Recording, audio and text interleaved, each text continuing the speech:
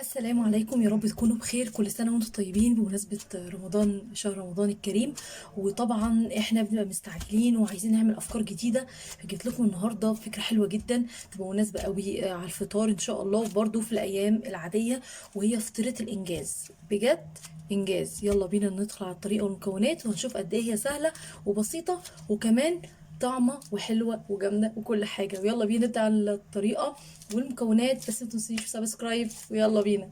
اول حاجه بنزل ببصلتين كبار مبشورين كويس قوي بالشكل ده، او مضروبين في الكبه بالشكل اللي احنا شايفينه ده. بعد كده بنزل بفصين كبار، يعني بمقام 4 فصوص توم مفرومين كويس. وبعد كده هنزل بشويه من البصل الاخضر، بيدي برضو تيست حلو قوي. مش موجود عندك خلاص مفيش اي مشكله. هنزل برضو بقرنين فلفل حامي، ده لو انت عايزه برضو ده يكون اختياري، لو انت عايزاها سبايسي. مش عايزاها سبايسي خلاص. شويه من الفلفل الاسمر. انا عايزه اتبل البصل لوحده.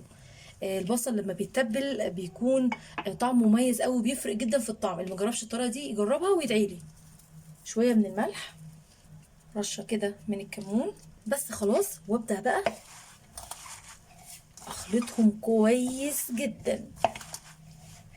انا عايزاه يكون مخلوط حلو قوي.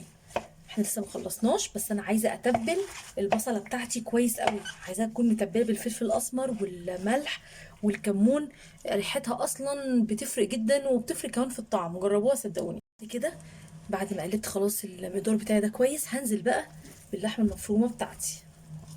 انا عايزاها يكون فيها نسبه دهون، مش عايزاها تكون لحمه حمراء صافي. وانزل بقى بطماطمايه متقطعه صغير بالشكل ده، ورشه من جوز الطيب. مش قادره اقول لكم بقى اللحوم الحمراء حبيبه جوز الطيب. وابدا بقى اتبل تاني كده شويه من الكمون.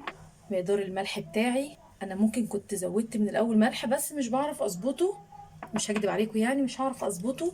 فانا كده يعني بخمن المقدار بتاع اللحمه، وببقى متبله الخضار بتاعه لوحده. نص معلقه كده صغيره من البابريكا، ورشه من ال7 بهارات. ما عندكيش ال7 بهارات مفيش مشكله، خليها بهارات لحمه كوبيبه، مفيش اي مشكله. بس ال7 بهارات بتبقى جامعه معايا ده كله.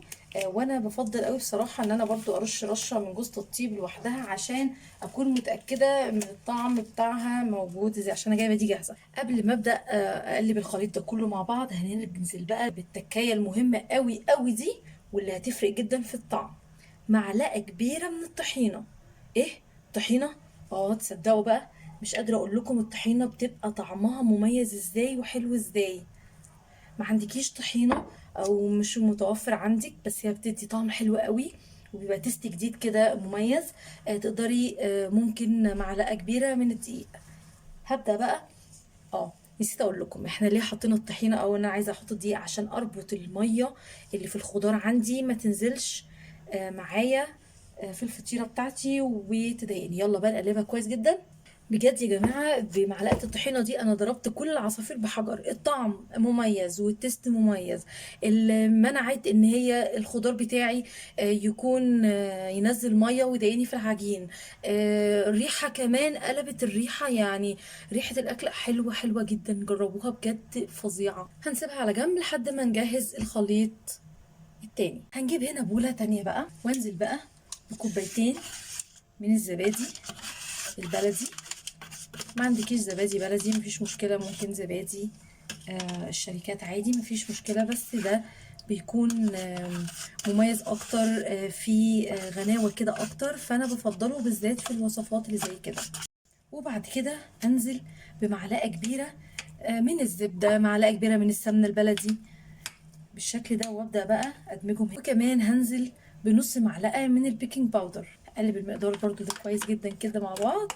بعد كده بيبقى عندي لسه من الجلاش، فردتها بالشكل ده. ابدا بقى اجيب الصينيه بتاعتي بالشكل ده، هدهن الصينيه بتاعتي بالشكل ده. ابدا بقى اضيف، اتقطعت من ايدي هضيف بس عادي مهما تتقطع مفيش اي مشكله. هضيف الورقه كده واخلي نصها لبره، ورقه كمان بالشكل ده، واخلي نصها لبره زي ما انتم شايفين كده. والخليط بتاعي وابدا ادهن المقدار ده.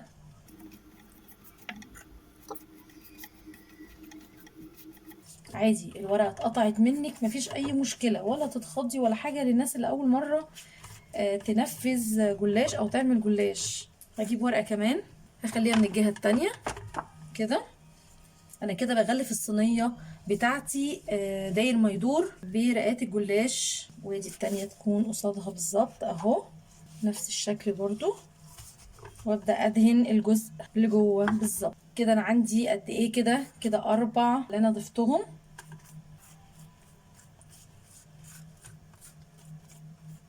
مش قادره اقول لكم ما شاء الله مميز ازاي وحلو ازاي، وان شاء الله تدعوا لي. وبعد كده هضيف ورقه في النص كده. شايفين انا عملت ايه بالظبط كده؟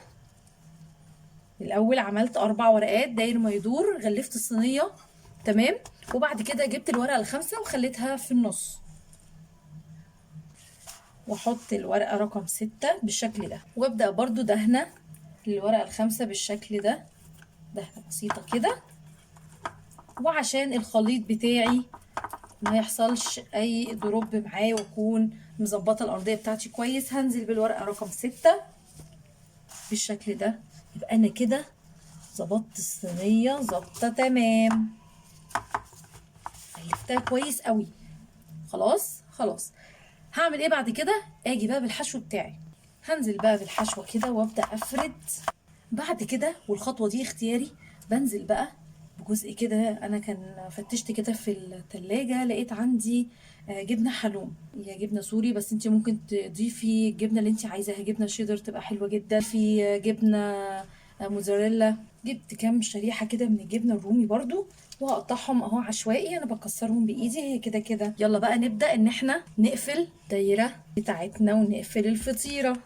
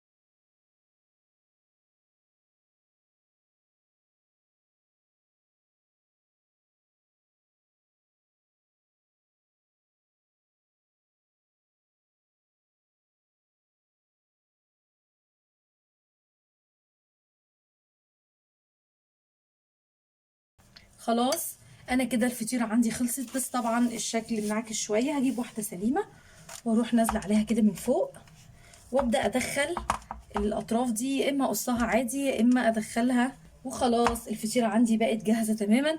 هبدا بقى ادهنها من فوق وتدخل على الفرن. دلوقتي هعمل فطيره تانية بس مش هحط الخليط بتاع فيه جبنه ولا اي حاجه، هخليها لحم بس ونرجع مع بعض. هبدا بقى ادهن الصينيتين بباقي الخليط بتاعي اهو.